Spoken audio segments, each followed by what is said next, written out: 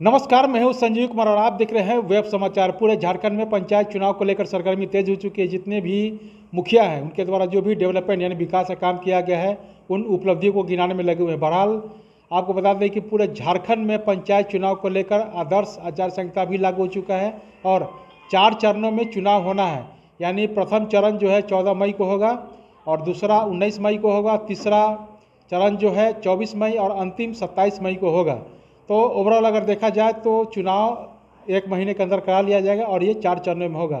आपको बता दें कि जहाँ पे मैं अभी आया हुआ हूँ तो ये गुमला ज़िला है और गुमला ज़िला में प्रखंड का नाम है सिसई और पंचायत का नाम है नगर और यहाँ के मुखिया हैं जयंती देवी जी। तो जयंती देवी जी को जनता ने मौका दिया था और आपको बता दें कि इससे पूर्व इनके पति थे रवि उराव जी। तो इससे पहले वो मुखिया थे तो उनके द्वारा भी बेहतर काम किया गया और उनके द्वारा जब बेहतर काम किया गया तो इनकी पत्नी को दूसरी बार मौका मिला और दूसरी बार जब मौका मिला तो तीसरी बार के लिए फाइट कर रहे हैं। हालांकि इस बार जो क्षेत्र है वो पुरुष हो गया है।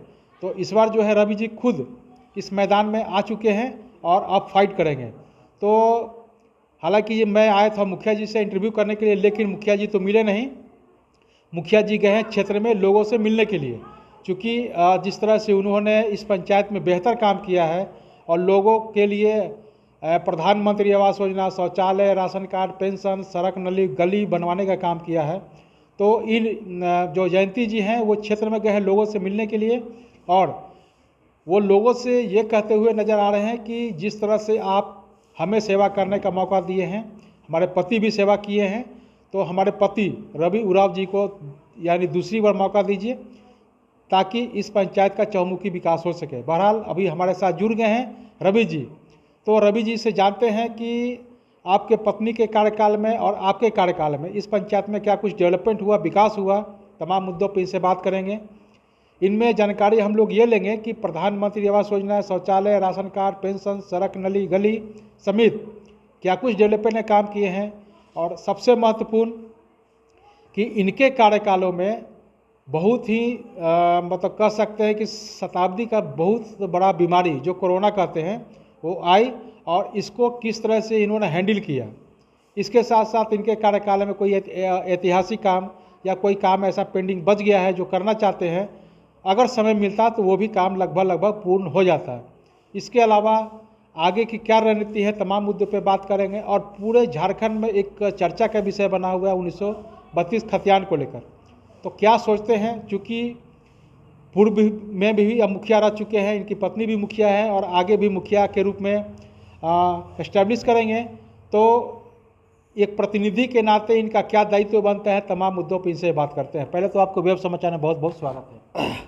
सबसे पहले पीबी न्यूज को धन्यवाद। वेब समाचार जोहार जी। अच्छा, ये बताइए कि जनता आपको मौका दी, आपके पत्नी को मौका दी और फिर आप खुद मैदान में आ रहे हैं, नॉमिनेशन करने के लिए आ रहे हैं। तो ये बताइए कि इस दौरान आपके पंचायत में क्या कुछ डेवलपमेंट काम हुआ, कोई ऐसा काम जो ऐतिहासिक हुआ, क्या कुछ आपने बेहतर काम किया? चूँकि मेरा पंचायत बहुत ही पिछड़ा पंचायत था, जहाँ पर बहुत ही जन समस्या था। मैंने अपने जीवन काल में अथक प्रयास कर जितने भी रोड पुल पुलिया का निर्माण करवाया और फिलहाल शौचालय का जो टारगेट मिला था, जो भी पंचायत को टारगेट मिला था 300 कुछ का, वो मैंने पूर्ण रूप कर से उसको कार्य करा दिया है। और कुछ शौचालय का जो निर्माण कार्य महिला समूह को मिला था जिसमें थोड़ा मोड़ा कहीं पर कुछ बचा हुआ है, बाकी पूर्ण हो चुका है। अच्छा, करीब करीब में ये बताइए कि आप अपना छोड़िए, आप अपने मैडम का ही बताइए कि करीब करीब कितने लोगों को प्रधानमंत्री आवास मिल चुका है? प्रधानमंत्री आवास अभी वर्तमान मुखिया के द्वारा 300 प्लस दिया जा चुका है और जिसमें करीब 25-50 तो लाभुक की, चूँकि यहाँ बहुत ही पिछड़ा क्षेत्र है जिसके चलते प्रधानमंत्री आवास लेने के बावजूद भी लोग बाहर पलायन कर गए हैं। तो कुछ जो बाहर पलायन कर गए हैं उनका प्रधानमंत्री आवास बनना भी बाकी है। बाकी 300 आसपास का पूर्ण हो चुका है। शौचालय कितना बना होगा? शौचालय भी 400 प्लस बना है, जो पंचायत को टारगेट मिला था, और वही महिला समूह को कुछ मिला था, जिसमें कुछ परसेंट अभी भी बाकी है। अच्छा, पेंशन कितने लोगों का बना हुआ? करीब करीब आप इसमें तो कहें कि आपके रीजन में भी बना होगा और इनके रीजन में भी, तो करीब अगर मोटा मोटी देखें तो हालांकि कई लोग की मृत्यु भी हो चुकी है, तो जो पेंशन मिलता था उनका भी नाम कट गया है और नए लोग को भी जोड़ा गया है, तो करीब करीब कितना होगा? चूँकि पेंशन तो मेरा जानकारी में लगता है मेरे पंचायत में जितने भी आवेदन आए थे जो योग्य थे, सभी का हम लोगों ने अथक प्रयास करके सभी का कंप्लीट पेंशन करवा दिए हैं। अच्छा, ये बताइए कि इनके कार्यकाल में कोई ऐतिहासिक काम जो पूर्व में नहीं हुआ था, या यूँ कहें कि जब से देश आज़ाद हुआ या झारखंड बिहार से अलग हुआ, तो वो काम नहीं हुआ जो इनके कार्यकाल में हुआ?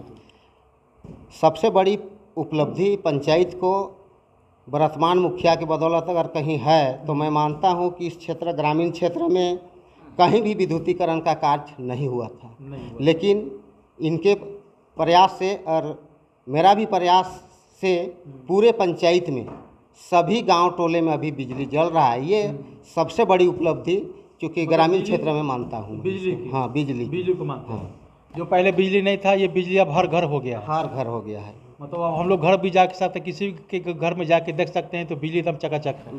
बिल्कुल चकाचक है, लेकिन और पानी का क्या स्थिति है? व्यवस्था के द्वारा माने बिजली विभाग के द्वारा थोड़ा मोड़ा कहीं पर कुछ लच्चर व्यवस्था के चलते कहीं तार फार का ये है, लेकिन मुझे नहीं लगता है कि किसी भी परिवार में किसी भी घर में अभी के तारीख में बिजली नहीं जल रहा है। बिजली नहीं जल रहा है। अच्छा, ये पानी का क्या स्थिति है? पानी का व्यवस्था भी पीने का जितना भी चापाकल था, उस चापाकल में हम लोगों ने पंचायत के माध्यम से भी और एक मुख्यमंत्री घर नल जल योजना है उसके तहत से मुझे जितने भी टोले हैं करीब करीब सभी टोले में लगा दिए गए हैं।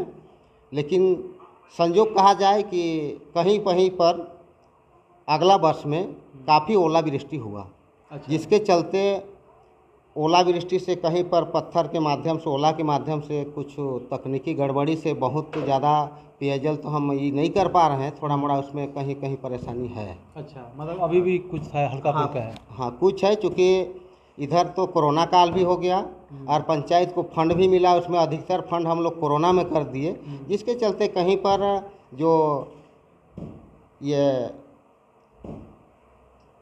ये क्या बोलते हैं जलमीनार जो बनाया गया था उसको हम लोग ठीक अभी तक भी नहीं कर पाए हैं। लेकिन चूँकि दोबारा हम भी चुनाव मैदान में है, अगर हम लोग को जीतते हैं और पंचायत को राशि मिलती है तो उसको बहुत जल्दी हम वो तो राशि मिलेगा है। हाँ। वो तो किसी भी राज्य सरकार या केंद्र सरकार की जो भी योजना आता है वो तो आपको राशि मिलेगा ही, और आपको बता भी देंगे कि क्या कुछ राशि किस लिए और किस मत से भी आए हैं वो आपको भी बताएंगे। लेकिन ये बताइए कि जब कोरोना की जिक्र हुई तो कोरोना में आपने कैसे लोगों को मदद किया?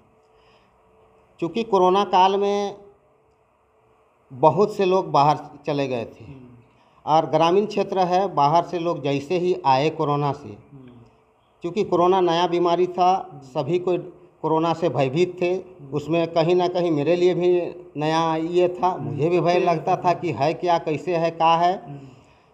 इसमें काफ़ी मकसद करने के बाद हम लोग समझा पाए कि इसको बीमारी को दूर करने के लिए आप लोग को होम क्वारंटाइन में रहना है, और वैक्सीनेशन का आया तो वैक्सीनेशन के लिए हम लोग को जागरूक करने में काफ़ी परेशानी हुआ, और बहुत प्रयास करने के बाद पूरे पंचायत का आज वैक्सीनेशन हम लोग पूर्ण रूप से कर पाए। कोरोना कितने मरीज मिले?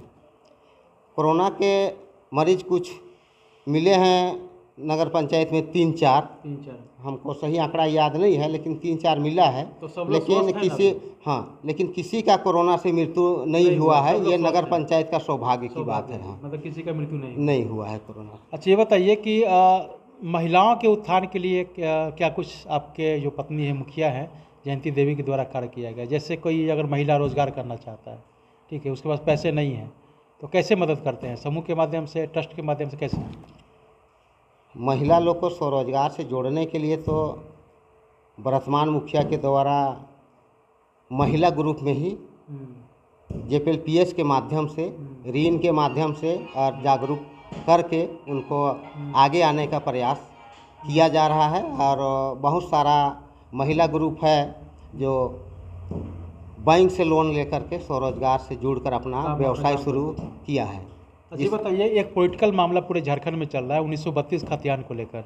कई मुखिया लोगों का कहना है कि जो नीति बनाया जा रहा है 1932 खतियान को लागू करने के लिए, तो इसमें संशोधन होना चाहिए। कई लोगों ने कहा कि नहीं लागू होना चाहिए, कई लोगों ने कहा कि लागू होना चाहिए। आप क्या सोचते हैं? क्योंकि 19 का 32 का खतियान को ही तो मैं ये नहीं मानता हूँ, लेकिन ये नीति बननी चाहिए, स्वरोजगार नीति बननी चाहिए। चूँकि इस तरह से अगर ना बना जाए तो स्थानीय नीति, तो फिर झारखंड के लोगों को हित में नहीं हो पाएगा। इसलिए हम भी चाहते हैं कि ये नीति बने, लेकिन 32 चूँकि कई के वर्ष में इसका सर्वे हुआ है, इस तरह से लोग कहता है। क्योंकि मुझे सही आंकड़ा या जानकारी नहीं है कि किस किस वर्ष में इसका सर्वे हुआ है, लेकिन ये नीति बननी चाहिए झारखंड हित में, ताकि स्थानीय लोगों को इसमें सरकारी नौकरी में जो है रोज़गार वगैरह सब मिल सके, ताकि वो काम कर सके। अच्छा बताइए, आगे के बारे में क्या सोचते हैं कि अगर आपको जनता मौका देती है तो केंद्र सरकार और राज्य सरकार की योजनाओं के अलावा आपने क्या कुछ सोच रखा है, जो आपने हर मुखिया, MP, MLA, मुख्यमंत्री, प्रधानमंत्री जब चुनावी समय आता है तो मैनिफेस्टो बनाता है कि अगर आप हमें वोट देंगे तो मैं ये काम करूँगा, वो करूँगा। आपने क्या सोचा है? मेरा पंचायत कृषि प्रधान पंचायत है, इसलिए अगर दोबारा जनता मुझे मौका दिया तो सबसे ज़्यादा मैं सिंचाई का व्यवस्था करूंगा और सभी को खेती से जोड़ने का प्रयास करूंगा। क्योंकि इस क्षेत्र बहुत ही पिछड़ा क्षेत्र है, बहुत ही अशिक्षित लोग यहाँ पर रहते हैं, इसलिए बहुत उद्योग धंधा लगाकर हम, चूँकि मेरा अनुभव कहता है कि उसे विकास नहीं कर पाएंगे। इसलिए यहाँ की जो कृषि के क्षेत्र में ही प्रयास करके इस क्षेत्र का लोग को विकास में जोड़ा जा सकता है, इस तरह से लगता है। इसलिए मैं अधिकतर तो मैंने सिंचाई का ही व्यवस्था में ज़्यादा ध्यान दूंगा, किसानों के ऊपर ज़्यादा फोकस। जी हाँ। और रोजगार को लेकर? रोजगार को लेकर तो चूँकि सरकार के द्वारा इधर बहुत ही प्रयास किया जा रहा है महिला समूह के लोन दिलाने का, और लोन के माध्यम से लोग को स्वरोजगार से। योजना का क्या कोई यहाँ पर सेंटर है कि नहीं? यहाँ पर गुमला में तो सेंटर है, आपके पंचायत में है कि नहीं? पंचायत में तो नहीं है। तो आप क्या सोचते हैं, इस कौशल विकास योजना का सेंटर आप अपने पंचायत में एस्टेब्लिश करेंगे? अगर हो जाता तो बहुत ही, नहीं, कोशिश तो आपको करना होगा। हाँ, नहीं बेहतर रहता। और अगर मौका मिलेगा तो कहीं भी अगर ये लाने का प्रयास करने का जगह रहेगा तो निश्चित रूप से मैं इसमें प्रयास करूंगा कि भाई मेरा पंचायत में इस तरह का व्यवस्था हो, जिससे मैं ज़्यादा से ज़्यादा लोगों को रोजगार दे पाऊँ, प्राप्त करें और वहाँ से प्रशिक्षण प्राप्त करने के बाद अपना रोजगार वगैरह कर सके। जी। तो आपने सुना कि जिस तरह से जो रवि कुमार हैं, जो पूर्व मुखिया हैं, और इनकी पत्नी अभी वर्तमान मुखिया हैं, और इस बार जो है ये खुद फाइट कर रहे हैं मुखिया पद के लिए। तो इनका कहना है कि अगर जनता हमें मौका देगी तो पहली प्राथमिकता होगी किसानों को, इसके बाद दूसरा प्राथमिकता देंगे युवाओं को, ताकि इस पंचायत में कौशल विकास योजना के द्वारा प्रशिक्षण केंद्र, अगर ज़मीन मिली तो ठीक है, नहीं तो पंचायत भवन में ही इस प्रशिक्षण केंद्र का इस केंद्र को भी एस्टैब्लिश कर लेंगे, ताकि यहाँ के लोगों को अगर प्रशिक्षण प्राप्त हो जाता है तो जो लोग गुमला जाते हैं वहाँ से प्रशिक्षण प्राप्त करते हैं, चाहे उस कौशल विकास योजना के द्वारा जो भी ट्रेनिंग प्राप्त करें या किसी भी फील्ड में, तो वो स्वरोजगार कर सकते हैं और इस आधार पे उसको लोन वगैरह भी मिल सकता है, ताकि अपने आप को आत्मनिर्भर कर सके। बहरहाल चलते हैं दूसरे पंचायत में और वहाँ के भी मुखिया से जानते हैं कि उनके द्वारा क्या कुछ डेवलपमेंट विकास का काम किया गया है और आगे की क्या रणनीति है, तमाम मुद्दों पे उनसे ही बात करेंगे। आपने वेब समाचार को समय दिया, इसके लिए बहुत बहुत धन्यवाद। आपको भी बहुत बहुत धन्यवाद सर। अगर आपने हमारे चैनल को अब तक सब्सक्राइब नहीं किया है तो सब्सक्राइब कर ले और बेल आइकन भी दबाएं, ताकि हर छोटी बड़ी खबरों से रूबरू हो सके।